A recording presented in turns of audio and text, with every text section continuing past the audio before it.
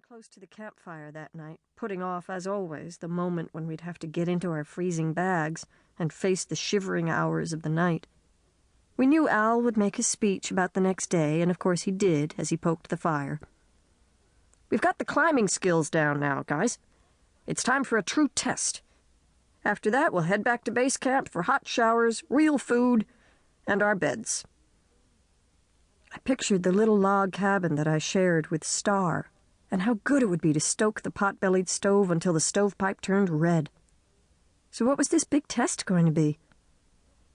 "Tomorrow," Al announced, "you're going to climb Storm King Peak, elevation 13,752 feet, and it's no puppy. You'll know you've accomplished something. We'll draw straws this evening for climbing partners. Troy, you're going to be the navigator. You haven't led yet." "Nothing against Troy," Rita said in her nasal, right-at-you New York accent. "But if this Storm King is such a big deal, why not let Freddie lead? We know he's good at it." I glanced over at Freddie. The campfire light flickering on his deep brown skin, black eyes, and shaggy black hair revealed, as usual, nothing in the way of response. True, I thought, he's capable, but he's practically mute. I'd much rather follow Troy. I had reason to believe that Troy cared whether I lived or died. Al was shaking his head emphatically as he spread the topographic map out on the ground. "Troy will do just fine. He's your leader for the climb.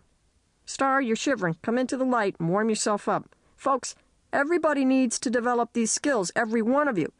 Sometimes there isn't going to be anybody else around."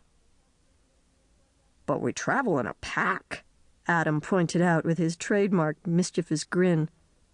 Our redhead loved nothing better than sidetracking a conversation. "So whoever's going to lead can study the map, and the rest of us followers can go to bed." "Seconded," said Pug, the big fella, stretching one giant leg out toward the fire and nudging a piece of wood into its center. Al scratched behind an ear, amid the wiry gray hair that stuck out beneath his wool cap. He was rocking slightly on his haunches. He preferred to squat rather than pull up a log or a rock.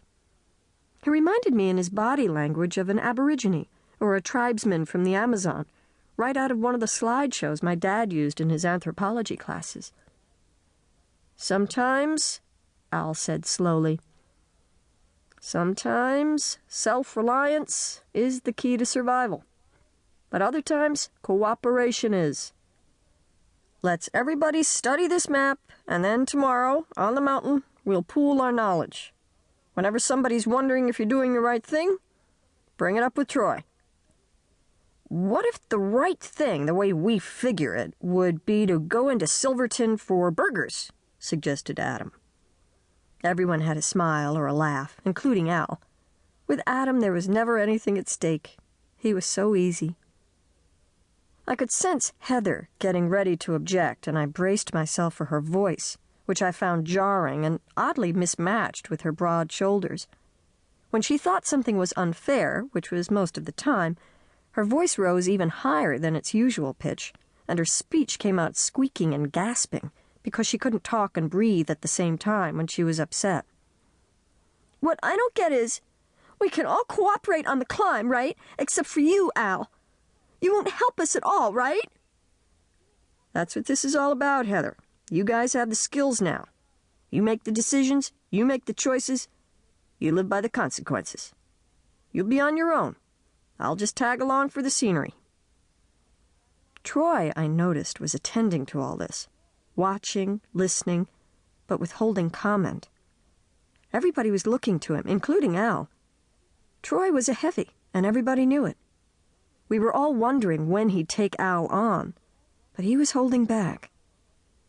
When Heather saw that Troy wasn't going to respond, she said in that voice like an abused violin string, "You say we get to make the decisions, but really we're just puppets, and you're manipulating us. I don't like your rules, Al. I can't accept that you get to make them all up. Who gave you that right?" That's telling him, I thought. That's exactly how I feel. This guy reminds me of my dad. "Right on, sister," thundered Pug, who was only half